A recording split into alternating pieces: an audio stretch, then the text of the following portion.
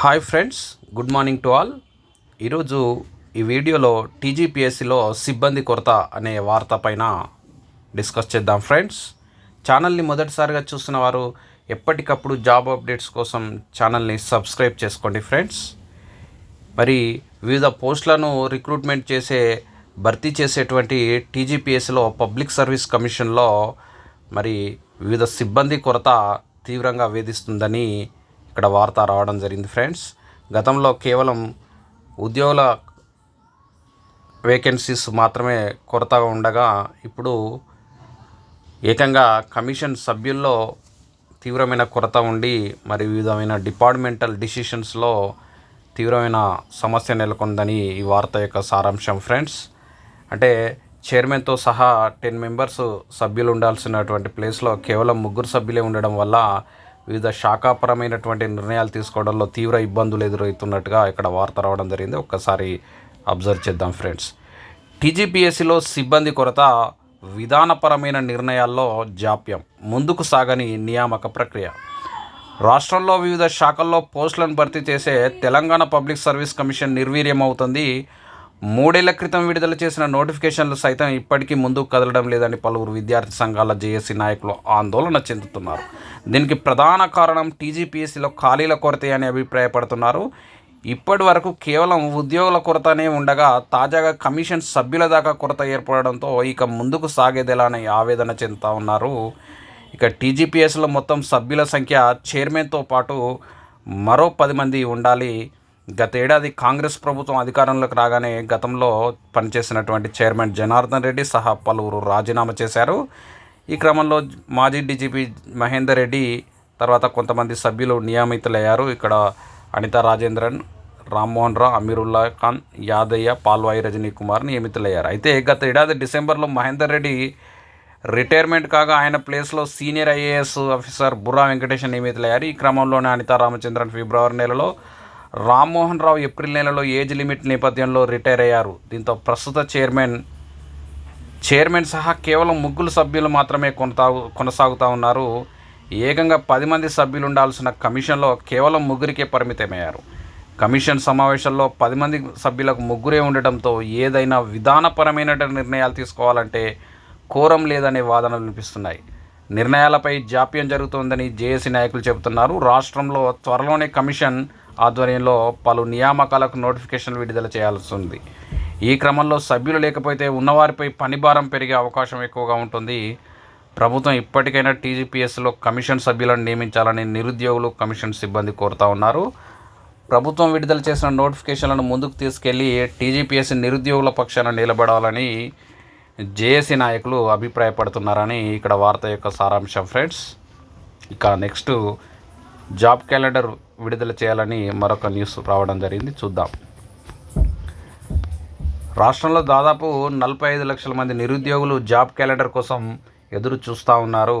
Assembly సాక్షిగా గతంలో ప్రకటించినటువంటి జాబ్ క్యాలెండర్ అమలుకు నోచుకోకపోవడంతో నిరుద్యోగులు తీవ్ర నిరాశ నిస్పృహలో ఉన్నారు. కాబట్టి వెంటనే జాబ్ క్యాలెండర్ విడుదల చేసి గ్రూప్స్, పోలీసు, డిఎస్సి, ఫారెస్ట్ అన్ని డిపార్ట్మెంట్లలో, హెల్త్ డిపార్ట్మెంట్లో అన్ని డిపార్ట్మెంట్లలో నోటిఫికేషన్లు విడుదల చేయాలని ఇక్కడ డిమాండ్ చేస్తూ ఉన్నారు. మరి ఇది జాబ్ క్యాలెండర్ విడుదల చేయాలని, విడుదల చేసి నిరుద్యోగులను ఆదుకోవాలని ఏఐవైఎఫ్ రాష్ట్ర సహాయ కార్యదర్శి బావండ్లపల్లి యుగేందర్ ప్రభుత్వాన్ని డిమాండ్ చేస్తున్నట్టుగా ఇక్కడ వార్త రావడం జరిగింది ఫ్రెండ్స్. రాష్ట్రంలో సుమారు 45 లక్షల మంది నిరుద్యోగులు ఉద్యోగ ఉపాధి అవకాశాలకై ఎదురు చూస్తూ ఉన్నారని గత అసెంబ్లీలో జాబ్ క్యాలెండర్ ప్రవేశపెట్టిన ఉప ముఖ్యమంత్రి ఆయా తేదీల్లో ఉద్యోగ ఉపాధి అవకాశాలపై తేదీలు అసెంబ్లీ వేదికగా ప్రకటించిన అక్టోబర్ నెలలో గ్రూప్ 1 నోటిఫికేషన్, జనవరిలో డిఎస్సి, ఫిబ్రవరిలో ఎఫ్బిఓ ఇలా అనేక హామీలు నిరుద్యోగులకు ఇచ్చినటువంటి రేవంత్ సర్కార్ ఏ ఒక్క నోటిఫికేషన్ ఇంతవరకు ఇచ్చిన దాఖలాలు లేవని పేర్కొన్నారు. ఇక మున్సిపాలిటీల్లో కొత్తగా 165 పోస్టులు. రాష్ట్రంలో గ్రామాల్లో విలీనమైన పురపాలికలు, నగరపాలికల్లో కొత్తగా 165 పోస్టులను మంజూరు చేస్తూ రాష్ట్ర ప్రభుత్వం శనివారం ఉత్తర్వులు జారీ చేసింది. అంటే ఇప్పుడు కొన్ని మేజర్ గ్రామ పంచాయతీలను గతంలో మరి గ్రేడ్ 3 మున్సిపాలిటీగా అంటే నగర పంచాయతీలుగా చేయడం జరిగింది. మరి ఆ విధంగా కొత్తగా ఏర్పడినటువంటి నగర పంచాయతీలకు 165 పోస్టులను మంజూరు చేస్తూ ప్రభుత్వం నిర్ణయం చేసుకుంది.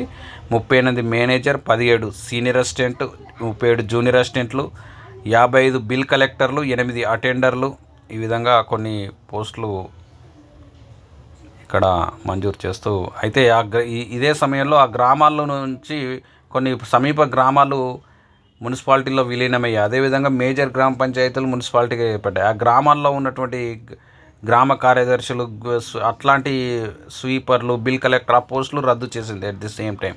ఎందుకంటే అవి ఆ గ్రామ పంచాయతీలు రద్దు అయ్యాయి కాబట్టి.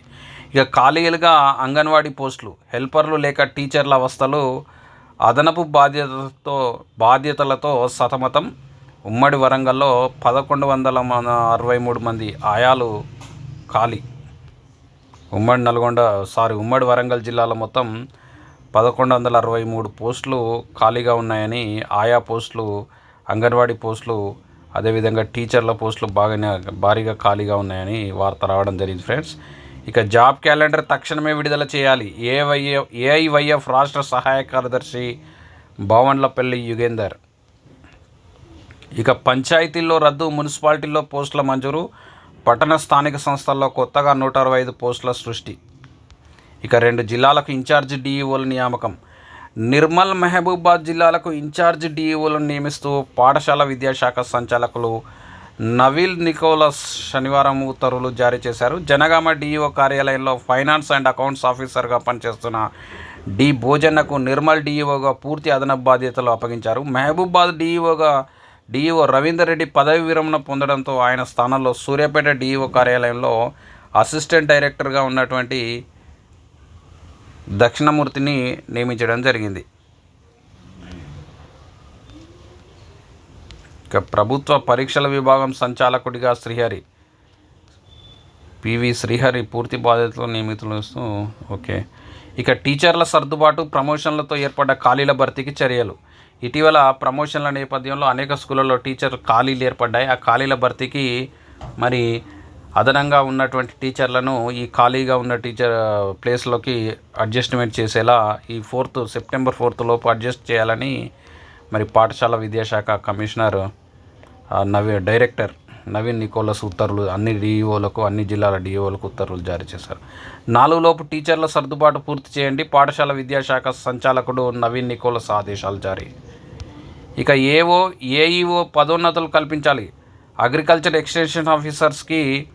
అగ్రికల్చర్ ఆఫీసర్స్కి పదోన్నతులతో ప్రస్తుత నియమ నిబంధనలు మార్చేందుకు అధికారులు ప్రయత్నిస్తున్నారని తెలంగాణ వ్యవసాయ విస్తరణ అధికారుల కేంద్ర సంఘం ఆరోపించింది. పదోన్నతులకు సీనియారిటీనే ప్రాతిపదికగా తీసుకోవాలని డిమాండ్ చేసింది. ఇక సెప్టెంబర్ 2వ వారంలో స్థానిక నోటిఫికేషన్. ఎంపీటీసీ, జెడ్పీటీసీ ఎన్నికలకు సర్కార్ సన్నద్ధం. రేపో ఎల్లుండో బీసీలకు 42% రిజర్వేషన్స్తో జీవో. బీసీ స్థానాలు తేల్చేందుకు వారం గడువు అడిగిన ఈసీ. 10 నాటికి ఎంపీటీసీ తుది ఓటర్ల జాబితా. ఇంకా మరి సెప్టెంబర్ 2nd వీక్లో లోకల్ బాడీ ఎలక్షన్స్ నోటిఫికేషన్ జారీ కానుంది. ముందుగా ఎంపీటీసీ, జెడ్పీటీసీకి ఎలక్షన్లు నిర్వహించనున్నారని ఇక్కడ వార్త రావడం జరిగింది ఫ్రెండ్స్. ఇక గవర్నర్ కోట ఎమ్మెల్సీలుగా కోదండరాం, అజరుద్దీన్ గారు ముఖ్యంగా జూబ్లీహిల్స్ నుంచి టికెట్ కోసం భారీగా ప్రయత్నాలు చేయడంతో ఆయన పోటీలో ఉంటే ఓడిపోతారన్న ఉద్దేశంతో ఆయనకు ఎమ్మెల్సీ ఇచ్చి మంత్రి పదవి ఇచ్చేందుకు కేంద్ర ఏఐసిసి నిర్ణయం తీసుకుంది. అదేవిధంగా గవర్నర్ కోటా కింద ఎమ్మెల్సీ కోదండరాంని మరోసారి నియమిస్తూ ఉత్తర్వులు తీసుకుంది ఫ్రెండ్స్. ఇవి ఈరోజు ఉన్నటువంటి అప్డేట్స్ ఫ్రెండ్స్. నెక్స్ట్ వీడియోలో మళ్ళీ కలుద్దాం. మన ఛానల్ని సబ్స్క్రైబ్ చేసుకోండి, సపోర్ట్ చేస్తారని ఆశిస్తూ ఆల్ ది బెస్ట్ ఫ్రెండ్స్.